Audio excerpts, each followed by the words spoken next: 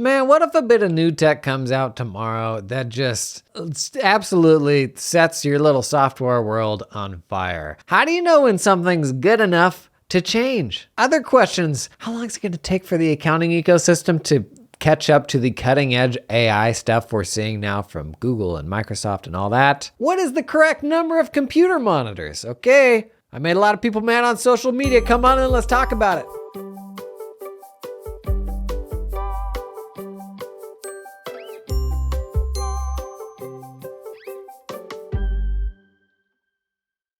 Okay, Chris Barrett acknowledged the disease that we all have, especially if you watch my channels. And I don't know, maybe I'm making this worse.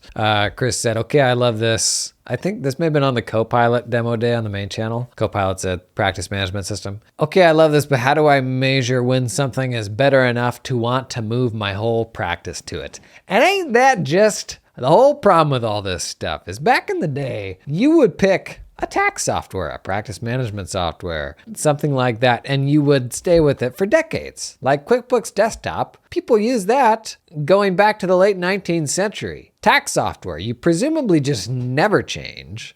People use Excel until the end of time, so it's like accountants have never really been conditioned to have to change softwares. Like we have to deal with legislative stuff that changes and all that, but imagine a reality where the only thing that you had to do to change was to go to an annual CPE, federal update. Like imagine if that was the reality that you lived within, where you could go to like a 1 or 2 day continuing education thing and they tell you, here's all the legislation that changes. And that is the only thing about your job that had to change. And maybe this is why for many of us, it is hard to feel like we can thrive in this super software-driven age where there's all this stuff changing and the tools in our space have gotten better. And according to people, AI is gonna accelerate all that stuff to make it even faster, right? It's so hard to balance keeping plugged into cool stuff with not falling victim to FOMO. And I think we actually did a whole episode on this back in the day, what does software change management, that's what it was.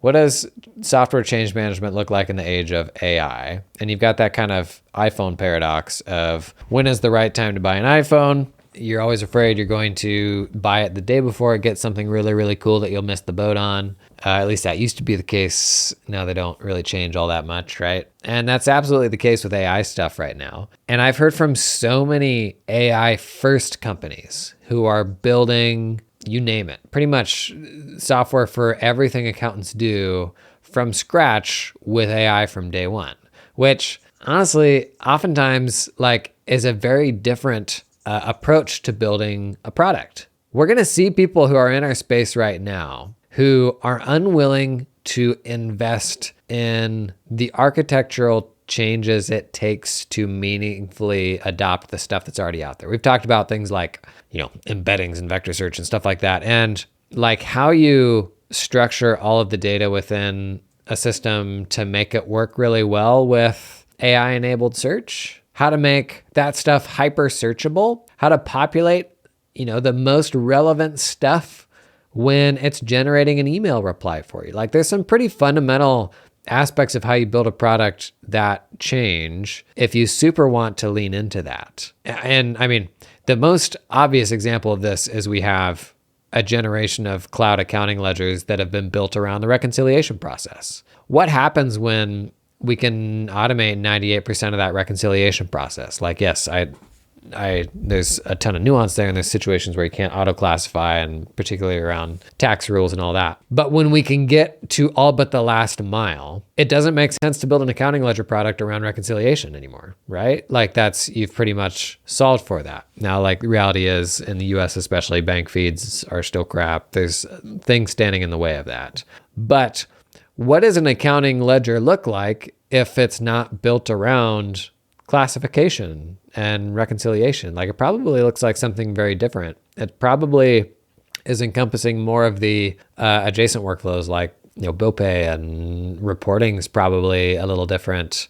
It's probably very focused on capturing context, transactional context, so receipts and invoices, but more adjacent stuff like approvals, and it's probably becoming a more holistic, hub for managing communications and documentation and all that, rather than just here's where we reconcile the bank. Like that's becoming table stakes. And when you're making a really, really big software decision, like practice management systems, the biggest one, and you're going to start pumping all of your organizational data into that, boy, it sure feels high stakes to jump ship, to pick something, right? When something better could be coming just around the corner.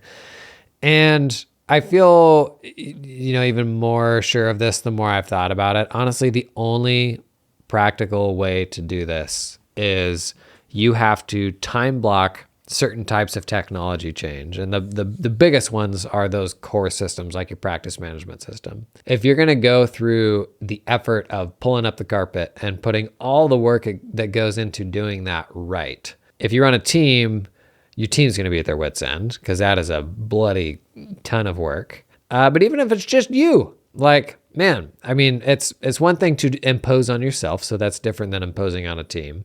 But it is a ton of work. And so I think whenever you make big changes like that, you have to put a time horizon on it to say, we will revisit this after X time horizon.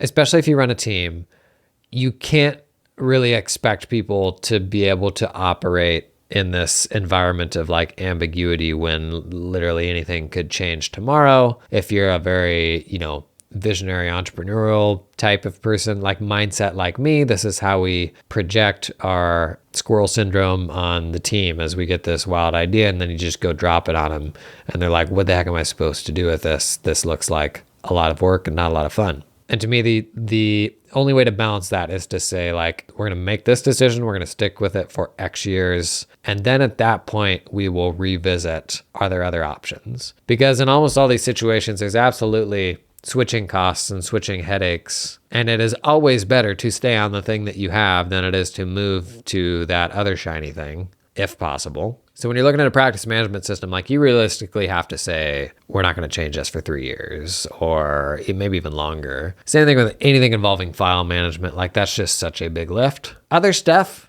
I don't know, maybe you can work with a shorter time horizon there, but there's certain things that need to be like non-negotiable over a certain time horizon. And along the way, you're going to see a lot of really cool stuff. And you need a place to dump all of that. Like all of those fleeting thoughts and that, oh, I saw that Copilot video or whatever it is, and like, that was pretty cool. You got to capture those things when they come up. And then when you get to like that dedicated time to explore that again, you've got a whole bunch of that information rounded up already. But you absolutely have to arbitrarily put blockers on and like put boundaries around it. Otherwise it becomes this ambiguous nonstop thing. I think I shared recently that we have been struggling with, we've been talking about moving for like the last 2 years. And obviously my circumstances have changed a bunch with not having the firm, and I had an office with, there's about 20 people in person in the office every day. And not having that anymore has definitely changed things. Like 24 months ago, my financial outlook of like, I run this firm, like that was pretty cut and dried. Whereas my financial outlook now is a little more ambiguous. This episode is sponsored in part by the fine folks at Cloud Accountant Staffing.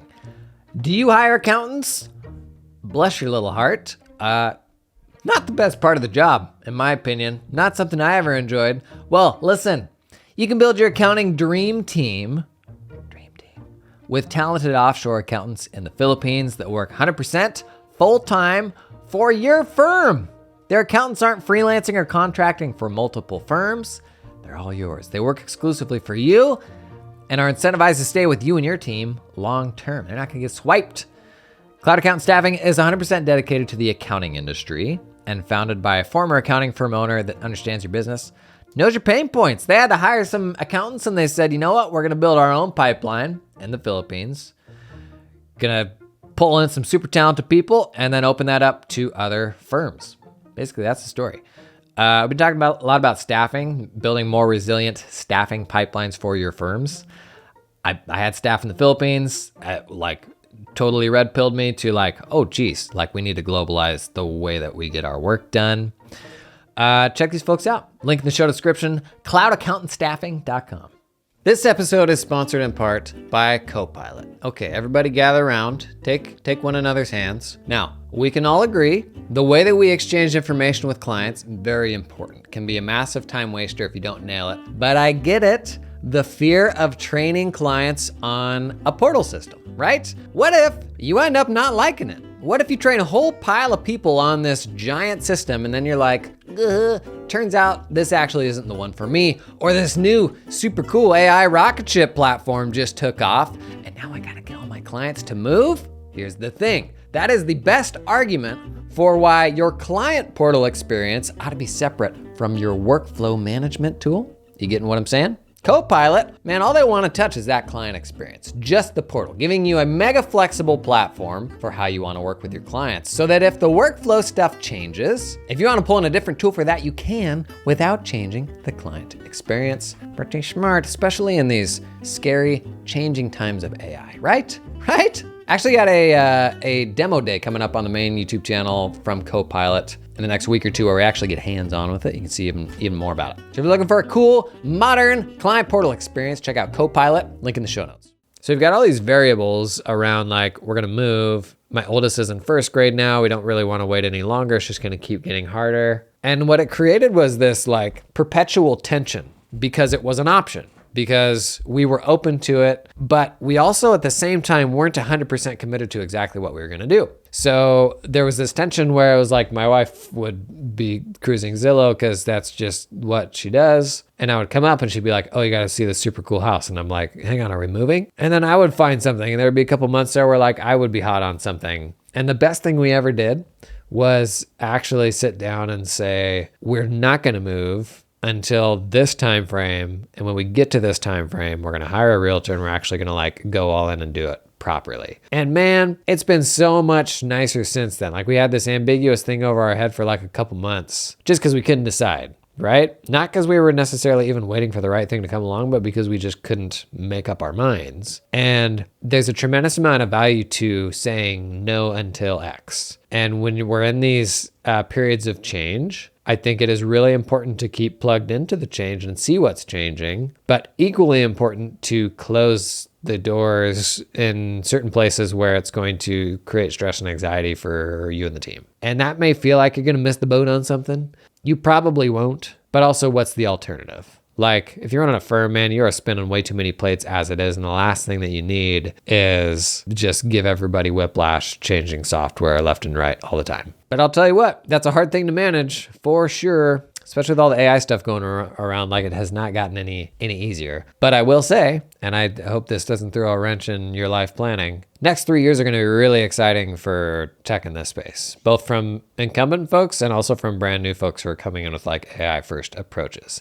Now, should that make you wait to decide what you do? Like, no. If now is the time and you need to change and you're still running a firm on a spreadsheet or you're using, a practice management system from your tax vendor, then like, yes, you should be planning on changing now. Like there's enough of a delta there to make it worthwhile to change now. To me, like agreeing on that change cadence and committing to sticking it out up through X date and then doing a real exploratory process. Not that you'll necessarily change them, but you'll do all the research. You'll go all in. That's the only way to me to compartmentalize what is like this ambiguity and FOMO and like struggle that would otherwise just kind of be never ending. This is a good question, an important question, I think, from Nathan Sosa. Do you think it will take around the same time to get generative email from the accounting firm softwares to get this bit built in? I think this comment was it was in regards to Microsoft 365, and Google now ships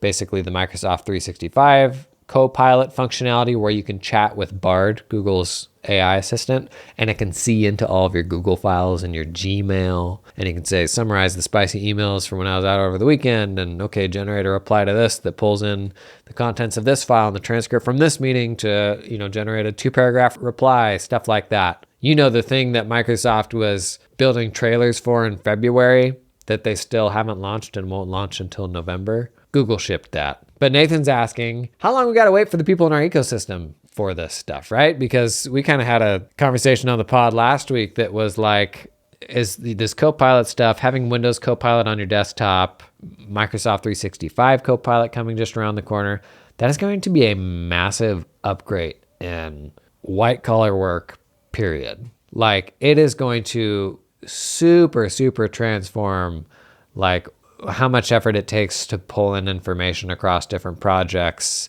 And like, this is going to be absolutely the best assistant we've ever had, like beyond a human assistant that is rounding up all of this stuff for you. So the age-old question is, do I just chuck all my stuff on Microsoft then and like move away from the tools inside of our space? Or do I stick it out with the tools in our space? I still say we stick it out with the tools in our space because there's much higher ceiling there. There's this really fast development cycle happening where we get this novel thing and then in like 6 months it's table stakes because everybody else has got it. But ultimately, how long will it take for the rest of the people in our space to adopt this stuff? I don't know, and they won't all move the same speed. I can tell you a lot of the practice management systems honestly did a really good job jumping on generative email. They jumped on it relatively fast. You actually had it before it went live in Gmail and in Outlook and that sort of thing. I just shot a main channel video about Windows Copilot. And I wanted that to, because that's live now. We've got this AI chatbot on the side of your Windows desktop. And I just wanted that to be this super mega hype, like, cool, your whole team now has access to an AI chat assistant. Here's some amazing ways to use it. And that thing is so bad right now. So bad. And I kind of had to pause and think like, it's unbelievable where Microsoft is now compared to where they were 12 months ago. ChatGPT hadn't come out at that point.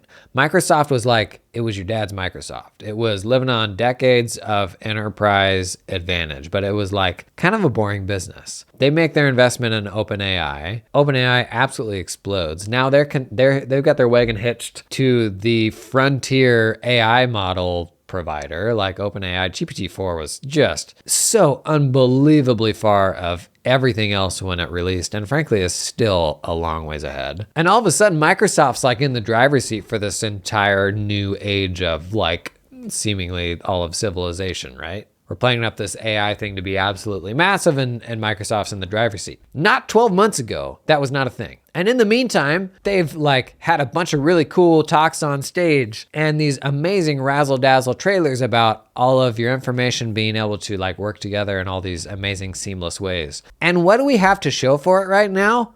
Bing Chat. Freaking Bing Chat. That thing is awful right now. Like, it is so bad, like so much worse than ChatGPT and Claude. The best thing about it right now is it now gives you access to OpenAI's new image generation model, DALL-E 3, and that image generation model is unbelievable. Somebody on Twitter the other day gave it a list of 50 things, just a comma-separated list of 50 things, and it generated an image with those 50 things in it in one image. Like, it's amazing. But what does Microsoft have to show for all this stuff so far? Buddy, I would argue not a whole lot. So we're definitely building up this notion of how cool this thing's going to be based on the trailers that they've released and how they've been talking about it back to February and what we know is possible. And so one thing that the mainstream players outside the accounting ecosystem are really, really good at is marketing and building hype and all that. Like, you don't see anybody in our space having these big, amazing razzle-dazzle conferences saying and putting out this amazing trailer saying, here's what's coming, and everybody's just frothing at the mouth. In our space, it's like, hey, new feature update, it's live in the product today, or opt into a beta now. And even then, 90% of people don't hear about it. And that's why I try to do my part to kind of amplify the coolest stuff that's happening. So all that is to say, things are developing so fast right now, it's going to be really easy to see a really cool new thing and be like, I need this. And then 6 months down the road, it's table stakes and everybody has it. So that's why I'm kind of cautioning. In my opinion, I think you stick with the folks in the ecosystem because they can ultimately solve the accounting specific issues that nobody else are going to touch. And I think the perceived slowness of them, there's definitely going to be people who are slow for sure. Like there's systems that haven't changed in the past decade, right? But there's also people who are working really hard on implementing this stuff in meaningful ways. And we can be champions for them and we can celebrate that. And that gets me really excited. It is hard to resist the allure of the mainstream hype and the trailers and all of that stuff. But ultimately, a lot of what the big players are doing right now is like, especially Microsoft, it's still marketing, right? Like what meaningful new Microsoft development do you have? Like, what have you gotten in the last 12 months that you're pumped about, honestly? And I want it to happen, and I think it will happen, but it hasn't happened yet, my friend. This episode is sponsored in part by the fine folks at tech guru because you got better stuff to do than worry about your computer problems. Tech Guru is an IT firm that just works with accountants, accounting firms. So they understand you, understand the annual cycle, the oftentimes awful software you're forced to use, not always. And they do it via their 3 S's approach. That's right, there's 3 of them. I'm now going to give them to you one at a time. 1, strategy. Industry-focused tech strategery sessions with accounting technology experts, like people that do this stuff for a whole bunch of accounting firms. Number 2, security. Ensure nobody's gonna steal your lucky charms, my copy, not theirs. And 3, support, so that you got somebody by your side when bleep hits the proverbial fan, am I right? Spend less time stressing about computer stuff and more time stressing about client stuff. That's what you should be doing. Learn more about Tech Guru at the link in the show notes. Hey, this episode is sponsored in part by Canopy, the practice management system. Canopy unlocks the firm that you always wanted. Think about it. Think about it. Close your eyes, lean back in that chair. What is the firm that you always wanted? Oh, wait. Canopy unlocks it. And they do this by unclunking accounting firms with an end-to-end solution that makes your tech stack feel a little less stacky. Putting our customers first with world-class user experience, support, education, and innovation rooted in customer feedback, working well anywhere and for any size or type of firm, wherever you are now and wherever you're going. Multiplying your efforts so your practice requires less proverbial midnight oil. You know, sidebar, if you go to the conferences, Canopy's got they always do some really good little sort of, the stuff that they use to trick you into coming to the booth. Well, this year they've had Legos out there. Maybe you double down on the midnight oil thing, Maybe give away a little actual midnight oil. I guess it would need to burn too, but that one's free. I think it's a good idea. Delighting your clients with a modern, easy to use portal that helps you get the info you need when you need it. That is Canopy. Check out the link in the show notes to learn more. Okay, I posted on social media it's that meme that's like a normal distribution curve, and on the left-hand side is, I don't remember, like a caveman. On the right-hand side is like this wise, enlightened person, and in the middle bit of the normal distribution is like this kind of basic mouth breather type person. And in the meme I said, number of monitors, at the bottom is 1, at the top is 1, and in the middle is, accountants with 4 monitors. And I knew it was gonna make everybody mad. Here's the thing, is I actually think this is aspirational. And it's something that I've learned getting away from. My full journey is coming in when I was 19 straight into doing US tax preparation and accounting. So doing about a decade of tax prep, spending about 5 years building a CAS practice from scratch. Every stage in that process, from being the junior to being the owner who successfully got myself out of doing any of the work. In the end, I wasn't working with any clients. And that was what I wanted. I wanted to focus on the strategy and the talent and stuff like that. And in the end, I only needed 1 monitor. In the beginning, I only used 1 monitor because I didn't know anything else. In the middle, yes, I needed more than 1 monitors. But if you're trying to get yourself out of the work, maybe this is aspirational. The notion that you could actually run a firm off a single monitor. I will and there's a lot of the people with the 6 display mega grids, even the 4 display mega grids. I challenge you. What is on monitors 3 and 4? I would venture a guess that it is Twitter, it's Slack, it's your email. Close your gosh darn email when you're trying to be productive. Oh my goodness. Beyond a certain threshold, all these other things are just distractions. And if you run the numbers on how frequently you get notified on your phone, on your email, on your direct messages, the reality is you're getting distracted every 3 minutes. And so the last thing that you need is more displays to be shouting at you when what you're trying to do is right here on this one little part of a monitor. You don't need all those adjacent things. Now, unfortunately, in certain types of work, we are still entering things from one thing to another thing. Especially in tax work. There's a bird outside my window absolutely losing its mind. Welcome to the podcast. And so I think there's absolutely a threshold beyond which I think that stuff is just a distraction. But you can get to 1 monitor. And as I hear a lot of people that are I want to spend more time working on the firm than working in the firm.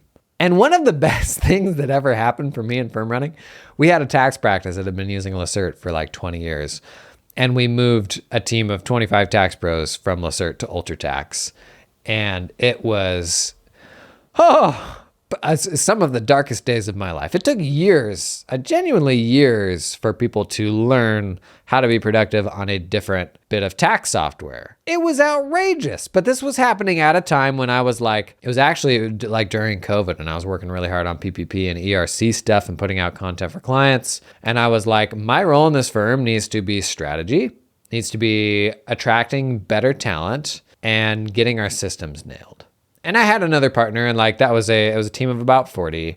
And so I had that, like we had a big enough firm where that made sense. And at the time we made this tax software transition, I didn't learn the new tax software. Like people land in different places here where they don't want to lose that edge. They always want to always be able to do all of the work that their team can do. Like they don't want to lose that edge. And my partner was that way. He was like, oh, I'll never do that.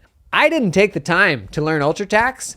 And you know what? It was probably the best thing I ever did because I couldn't be the hero. And as long as you know how to do all of that stuff, they're going to jump out of the way and be like, hey, can you help me? Can you do this? Can you do this for me? Or at least it makes it a whole lot easier for them to ask you to do that thing for them, right? Like I understood tax. Like I'd done tax for 12 or 13 years or something like that. I could deliver tax returns. I could get around. But to prepare a return would have been shockingly inefficient. And I think having more of a mindset like that, of being more willing to give up a bunch of stuff, is what actually gets you to living that one monitor life. Like being able to actually manage the firm instead of being in there running it every single day. Man, if I had $1 for every time in a team of 40 or any firm around that size, and you have people come to you and they're like, there's just this assumption that like you have to be the one to do this thing. And we don't just stop to think, I have a team of X people here.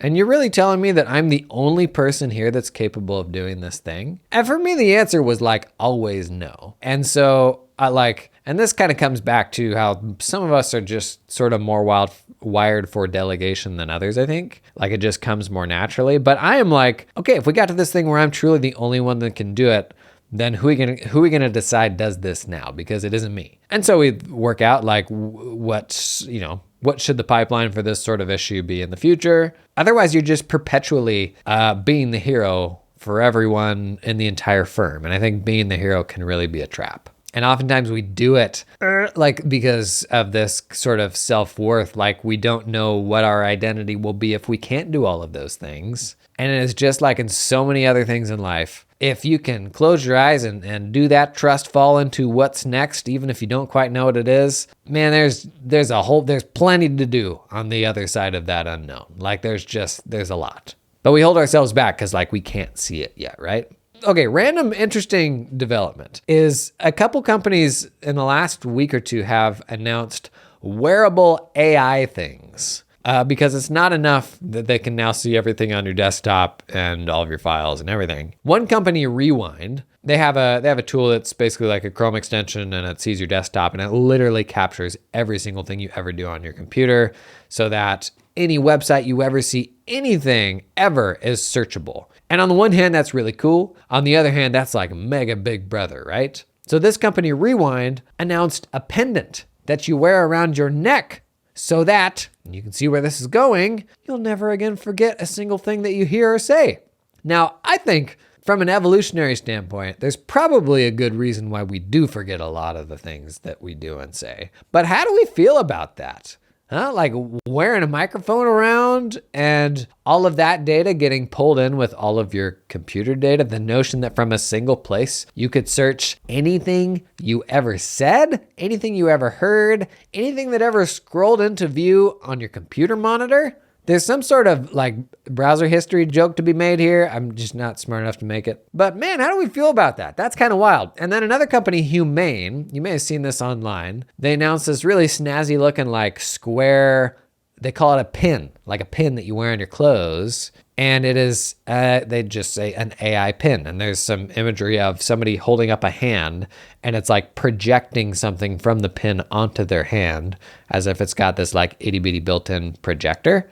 But I'm simultaneously weirded out while also being super interested and super excited. Smartphones are kind of boring now, right? Like they don't really change that much. There's not that much to them. Joni, I don't know how you say it. Joan Ivy, whatever, whoever the old iPhone designer was, guy was with Apple for a really long time. He's evidently now working with OpenAI to develop a physical AI product. I'm absolutely fascinated to see what that looks like. Is that a pin? Is that a fruit bowl? Is that a structural support beam in my house? Like, I don't know.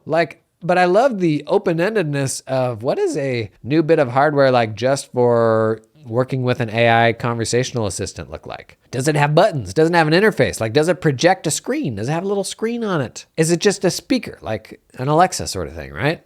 I don't know. That'll be interesting to follow. And then one other thing I wanted to bounce off of everyone. I got a real good buddy that's one of those people that wears the same thing every single day and just has a lined up closet of these shirts and these shorts, and this is just the outfit every single day. And people hold this out like it's this enlightened, they're gonna save 7 years in their lifetime because they don't have to decide what to wear every morning sort of thing. And this was like Steve Jobs did this, and there's a lot of people that do this. And I'm almost there.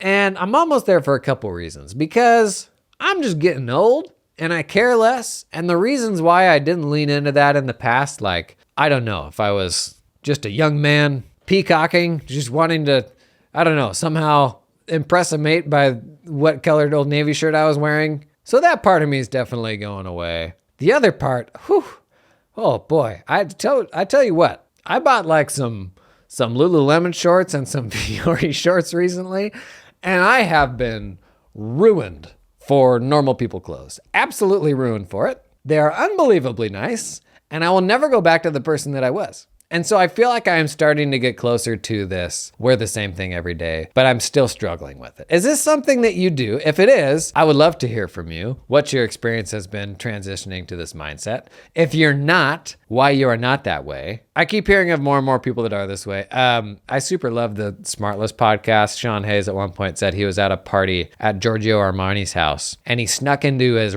bedroom, into his closet. And what would you find there? A lineup of the exact same jeans and the exact same black t-shirt all the way down the closet. That guy's Giorgio Armani. He literally sells people on all sorts of different clothes. And what does he do? He wears the same thing every single day. So I'm at a crossroads. I don't know whether to give in to this new life or whether to continue to try. And I would like help with this decision. So that's all we got for today. These have been a bunch of questions that folks submitted. Keep the questions coming. I think they keep this conversation super relevant. And we usually hit on some fresh ideas in the process. So keep those questions coming, and I'll see you in the next one.